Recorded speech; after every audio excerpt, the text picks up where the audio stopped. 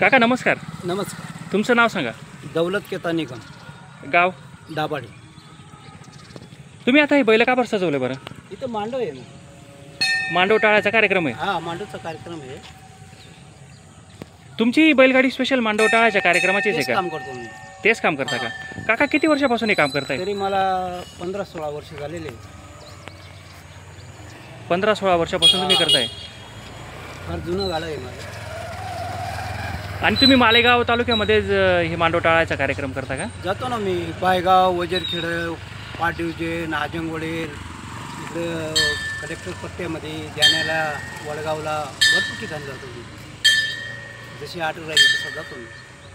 ही बैलजोडी आता कधी घेतली? हिला जवळजवळ 20 वर्ष झाले असते.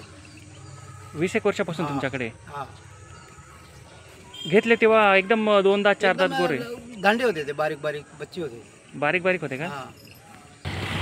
काका तुम्हाला या बैलजोडीची तयारी 1 दिवस अगोदर करावी लागत असेल. हां, दुसरं उद्याचा मांडव आहे. अशा आगल्या दिवशी त्यांना धुवून चुवून एकदम कंप्लीट करून कपडे वगैरे सगळे आपल्याला बी फ्रेश व्हावं लागतं. आणि दुसऱ्या दिवस रात्री संध्याकाळी मांडव तोडून ठेवून द्यायचा. दुसऱ्या दिवशी बैलगाडी दुपायची आणि मंदिरावर जायचं. हे आंब्याचे पानं पण तुमच्याकडे असतात का? माझ्याकडेच राहतो. आरखडी बोरखडी आंब्याचे पानं वगैरे ते सगळं मी जाणतो. बरं तुम्ही चार्जेस किती घेतात? तसं ते अंतरावर आहे का?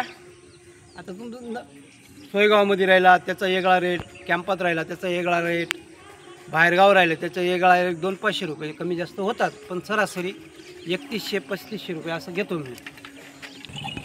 काका तुम्हाला ह्या आता याच्यामध्ये काय काय प्रॉब्लेम येतात तुम्हाला? काय नाही, बैल चांगले लागतात त्याला.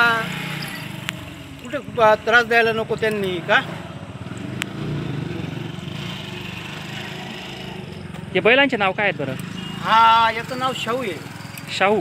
आणि हा बिट्टू आहे. बिट्टू.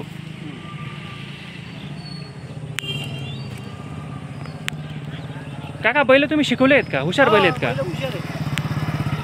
ते डीजेच्या गाडीमागे त्यांचे चालतात. ते त्यांना वरती बसायचं काम नाही बैलगाडीवर.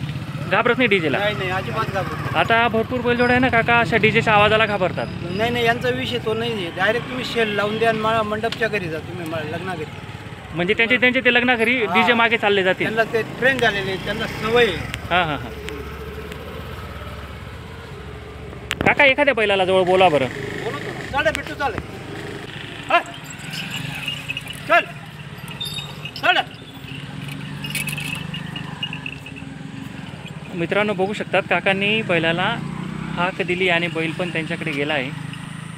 हे प्रेम असतं आपल्या बैलाचं आपल्या मालकांवरती. मित्रांनो काकांनी बैलांना एकदम छान सजवला आहे. तुम्ही सजावट बघू शकतात. बैलगाडी देखील छान सजवली आहे. काका बरं, बैलगाड्याच्या चाकाला हे घुंगरू आहेत का? घुंगरू आहेत. घुंगरू आहे का? चल शेव, चल चल चल.